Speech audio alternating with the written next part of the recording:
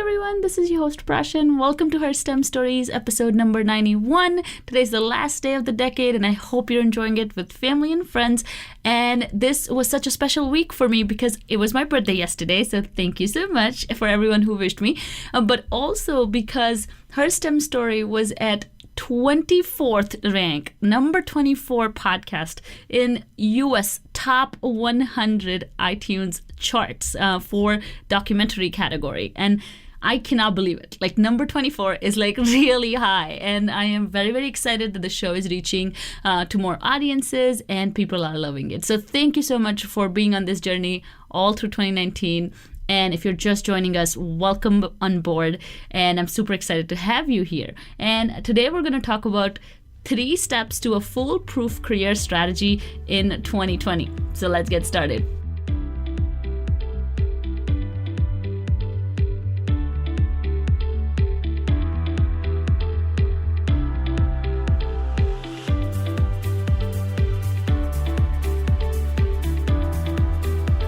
In 2020, I want you to get comfortable with the word strategy. It's not a really common word in our vocabulary, especially for a lot of young STEM professionals, but it should be if we want to shatter the glass ceiling in STEM careers. So let me break this down quickly, and then we'll move on to the 3 steps. So I really want to break down the meaning of strategy and what does it mean. So if you kind of search it on Google, the basic definition that comes up is twofold. It can be called a method or plan chosen to bring about a desired future, such as achievement of a goal or solution to a problem, or the art and science of planning and marshalling resources for their most efficient and effective use. I love the second explanation, and it also points at the roots of this word. The word originated from military combat world, and it's really a great word, a very, very powerful word because it's an art and it's scientific, but it's also really, really crucial in maintaining and using resources most efficiently. In simple words, strategy is nothing but data and evidence-based planning.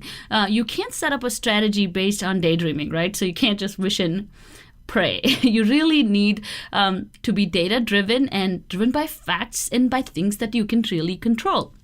So let's move on to the 3 steps on how you can strategize your own career effectively. Number 1, collect baseline data. So this is fact checking, like what's working, what's not working. Strengths and weaknesses assessment. Where are you doing well? Which areas you're not doing so well? So I'm going to walk you through these steps with my own example, and the steps are the steps that have worked for me. So this is really personal to me because this is how I understand strategy. And these are the steps that have really worked for me. So in my example, in 2017, I was working as a design engineer and I loved it. And I was kind of sort of burning out and I didn't enjoy the work as much. I kind of loved the environment and loved the people, but I kind of wasn't enjoying the work as much as I used to. So I sat down and thought of what's causing this unease, if you will. And I made a list of what's working and what's not working in my current role. And it got clear to me really fast in like 30 minutes that it was the type of work, it was lack of more responsibility, and the title. These were a few things that were kind of making me not so happy. So then I jumped to number 2. The step number 2 is planning and risk assessment. So once I knew I needed to change my role and I needed to find another role which had more responsibilities, I decided to list the resources that I needed to get there.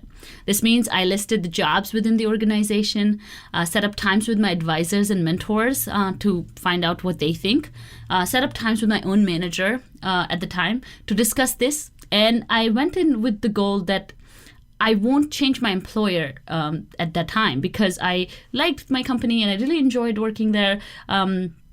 And I just wanted more responsibility in the same organization. So this is really important, especially when you start planning. It's important to know things that matter to you, things that don't matter to you. That's why when you do the listing of what's working, what's not working in my list, my company was working for me.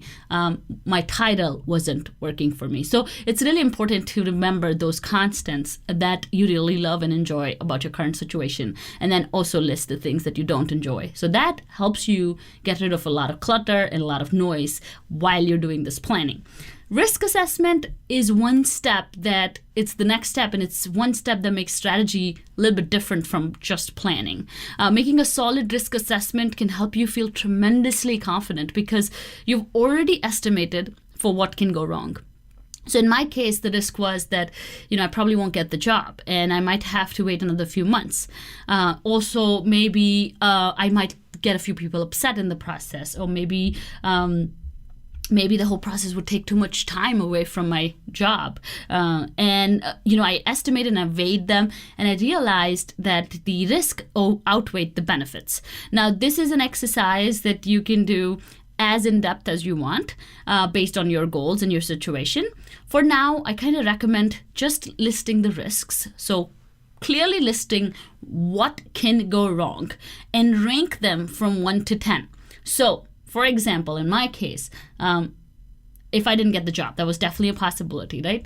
What if I got really, really sick and couldn't make it to the interviews? Then I wouldn't get the job.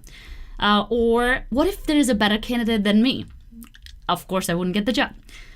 So then I listed these, and then I ranked them. So when I ranked them, I would say, what if the chances of me not getting a job, what is the risk factor here, right? And I kind of said that this might be,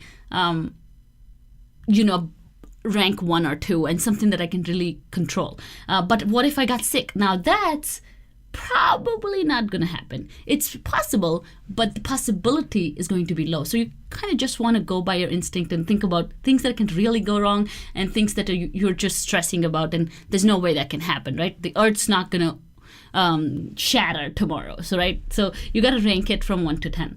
And for the top 3, you make a mini plan, which is how will you counterbalance if this was to happen? What will you do to change the risk or mitigate the risk, right? So for me, it was okay, if I don't get the job, what's my next steps?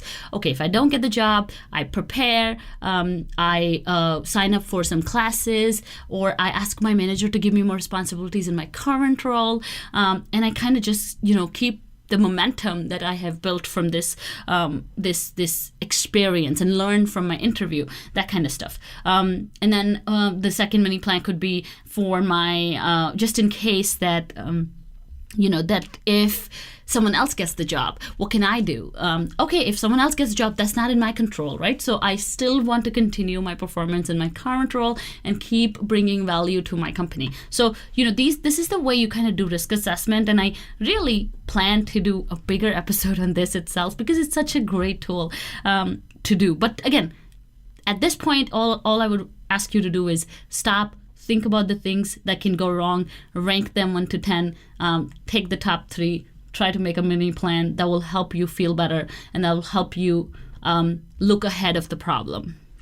And number 3 is execution. This is the hardest part. Once you've done your research and planned out the next steps, executing the strategy is what will make it foolproof. Just planning won't cut it. So in my case, I did a quick execution. After setting my eyes on a few internal positions, I started the application process. I got into interview rooms with utmost preparation. I researched the role, the needs, and how I will align with them. And even if it's an internal job, I really was passionate about preparing. So you definitely have to prepare. So that's definitely one thing. And I am excited to share with you that when I did this was September 2017, and I was promoted on December of 2017. So 2017 within 3 months, right? So one thing to remember is that when we're strategizing, you really need to think about short-term goals first, because it's your first time doing this. As 2020 starts, I really encourage you to strategize and plan your next career moves. They don't have to be 5-year plans or even 1-year plans. Just start with the next 3 months. And it doesn't have to be a promotion. It just can be a successful project, a team that you're trying to build, a program that you're trying to launch at your work, or even in your side hustle. If it's a project that you've been sitting on forever, think about the 3 months and what you can do to move the needle closer to where you want to be. But please start now. Please use these tips. Please use these techniques to help you. Even if it's one technique from all these 3, just use them. And you'll see the value in this, because this is such a great tool. What happens with strategic planning is that because it's so scientific, and especially it's database driven, so it's data driven, you're collecting some data, you're doing some analysis, you are preparing your resources, you're doing timely execution of tasks. All this just makes you a very confident person, because you have already assessed the risks that can happen. And in our next episode, in our next solo episode, I'm going to break this down even further and tell you what all this can do for you in 2020. But I definitely ask you to please start now. Please use these strategies. Please use these tips to set up a foolproof career strategy for the next 3 months and see how much difference this can make in your life. But please start now.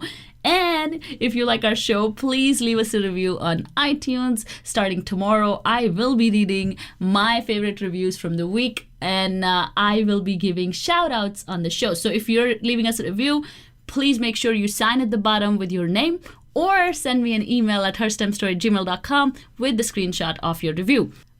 And I have a fantastic present for you, just to celebrate the new year and make the most out of this year. I really want you to leave us a review, because if you leave us a review and send me a screenshot of it saying that I wrote a review, from here till January 10th, I will be sending you free links to our Wonder Women in STEM 2019 online conference. Yes, 19 hours of phenomenal content that's going to help you set 2020 on fire. Like, the reviews for the conference are so lovely. Like, from saying that I never felt so supported. I never felt like this kind of community existed. I walked away with so many tangible tools and tips and tricks that I can't believe myself. This is what people are saying about this conference. So you really need to get in on this.